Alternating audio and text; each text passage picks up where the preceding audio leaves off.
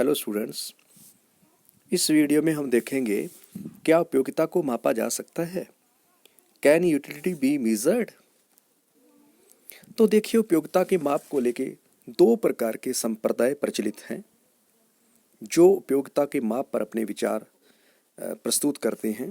तो पहला है कार्डिनल अप्रोच, गणनावाचक दृष्टिकोण, जिसमें दो स्कूल्स हैं। मैथमेटिकल स्कूल जिसके प्रोफेसर हैं जेवंस मैंगर वालरस, और न्यू क्लासिकल स्कूल जिसमें प्रोफेसर मार्शल पीगू। और जो न्यू क्लासिकल स्कूल है, इन्होंने इसका बड़ा साइंटिफिक एंड सिस्टेमेटिक मेजरमेंट किया है। इनको कार्डिनलिस्ट भी कहा जाता है, इन अर्थशास्त्रियों को। और इन्होंने माना है कि उपयोगिता को संख्या में मापा जा सकता है, जैसे लाइक 1 2 3 4 5। इस तरह से हम उपयोगिता को माप सकते हैं।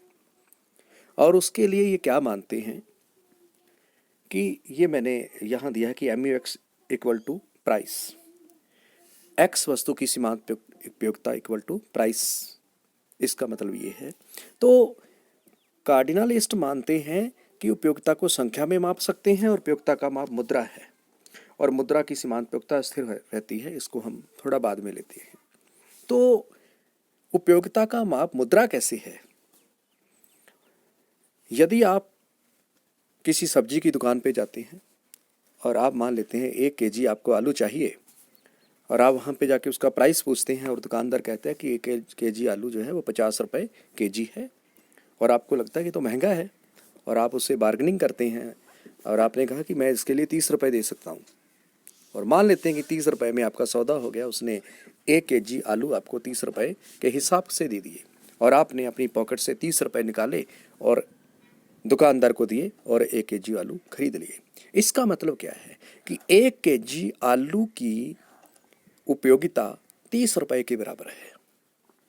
50 रुपये बराबर 1 kg आलू आपके लिए जो है स्वीकार्य नहीं था, क्योंकि 1 kg आलू की उपयोगिता और 50 रुपये की उपयोगिता बराबर नहीं थी। 50 रुपये 1 kg आलू से आपके लिए ज़्यादा उपयोगी थे, इसलिए आप 1 kg आलू के लिए 50 रुपये देने को तैयार नहीं हुए, लेकिन 30 रुपये देने को आप तैयार हो गए, क्योंकि आपके हिसाब से 1 kg आलू और 30 रुपये की उपयोगिता बराबर थी। कभी भी कोई विनिमय उपयोगिताओं के आधार पे होता है। जब दो वस्तुओं की उपयोगिताएं बराबर होती हैं तभी उनका लेन देन होता है, अदरवाइज नहीं होता। इसलिए वो मानते हैं कि प्राइस सदैव उपयोगिता के बराबर होता है। जो हम मूल्य चुकाते हैं या चुकाने के लिए तैयार होते हैं किसी वस्तु को प्राप्त करने के लिए, तो वो उसकी सीमा, उसकी उपयोगिता के बराबर होता है। इसलिए उपयोगिता जो है या उसकी सीमांत उपयोगिता जो है वो प्राइस के बराबर होती है। इस प्रकार से हम उपयोगिता को मुद्रा में माप सकते हैं, और मुद्रा की सीमांत उपयोगिता को क्या मान के चलते हैं? स्थिर मान के चलते हैं। क्योंकि जब हम इसको मेजरमेंट मानते हैं, माप मानते हैं, तो किसी भी चीज़ का यदि कोई माप है तो वो कांस्टेंट होना आवश्यक है। आप मीटर से किसी चीज़ को, कपड़े को माप रहे हैं, तो जो आपने मीटर लिया, यदि मीटर ही कम ज़्यादा हो गया तो कपड़ा कैसे मापेगा? आप लीटर में दूध माप रहे हैं तो लीटर का ही आपने, मिल्क मैन वाले ने उसको छोटा कर दिया, यदि आपको वो दूध दे रहा है तो वो कैसे वो सही आएगा? इसलिए मेजरमेंट हमेशा कांस्टेंट होना चाहिए। और उन्होंने कहा कि मुद्रा का जो है सीमांत उपयोगिता तो कांस्टेंट होती है। कैसे? कि आप एक भोजन का, मैंने पहले एग्जांपल लिया, पहले वाले वीडियो में हम रोटी खा रहे हैं, 1 खाएंगे, 2 खाएंगे, 3 खाएंगे, तो हर अगली रोटी से मिलने वाली सीमांत उपयोगिता क्या होती जाएगी? कम होती जाएगी। क्यों कम हो गई? क्योंकि हम सेटिस्फाई होते जा रहे हैं। लेकिन मुद्रा के मामले में ऐसा नहीं है।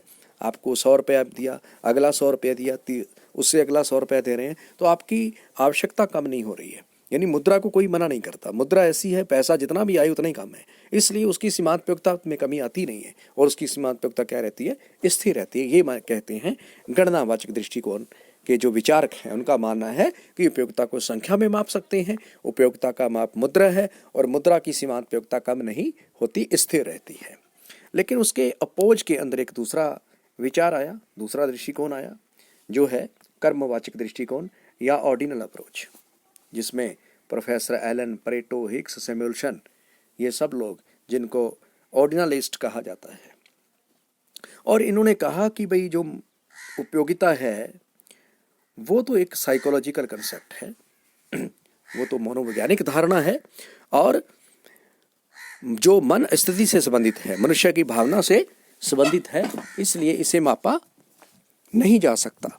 हम इसको किसी लीटर में, मीटर में, किसी संख्या में नहीं माप सकते। किसी की भावना को हम जो है तोल माप उसका नहीं कर सकते। इसलिए हम इसको माप तो नहीं सकते, लेकिन इसको एक कर्म दे सकते हैं कि फलां वस्तु से मिलने वाली उपयोगिता किसी दूसरी वस्तु से मिलने वाली उपयोगिता से कम है या ज़्यादा है। यानी हम दो वस्तुएं खरीद रहे हैं, आप बाज़ार में आपको जो है कोई 2-3 वस्तुएं दिखाई गई, तो आप उसका कर्म लगा सकते हैं कि ये वस्तु जो है, ये जो चीज़ है उससे मुझे ज़्यादा पसंद है, ये उससे कम पसंद है। लेकिन हम ये नहीं कह सकते कितनी ज़्यादा पसंद है, उसका कोई संख्या हम नहीं दे सकते। इसलिए जो कर्मवाचक दृष्टिकोण के लोग हैं वो कहते हैं कि हम उपयोगिता को क्रम दे सकते हैं।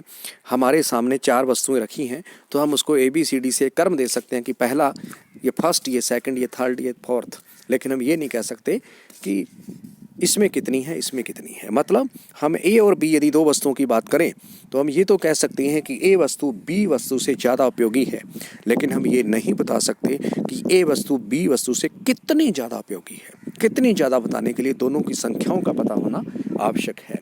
इसलिए क्रमवाचक दृष्टिकोण जो है वो उपयोगिताओं का एक क्रम देता है और वो अपने एनालिसिस को, कंज्यूमर बिहेवियर को इंडिफरेंस कर्व एनालिसिस से समझाता है। मतलब एक तरसता वक्र विशेषण के द्वारा भोक्ता के समय को समझाने का प्रयास करता है, जिसे हम आगे समझेंगे। तो इस प्रकार से ये 2 दृष्टिकोण प्रचलित हैं, गणनावाचक दृष्टिकोण और उसके विरोध में जो नया दृष्टिकोण आया वो है कर्मवाचक दृष्टिकोण, जो ये मानता है कि उपयोगिता को संख्या में नहीं मापा जा सकता बल्कि उसको एक क्रम दिया जा सकता है। धन्यवाद।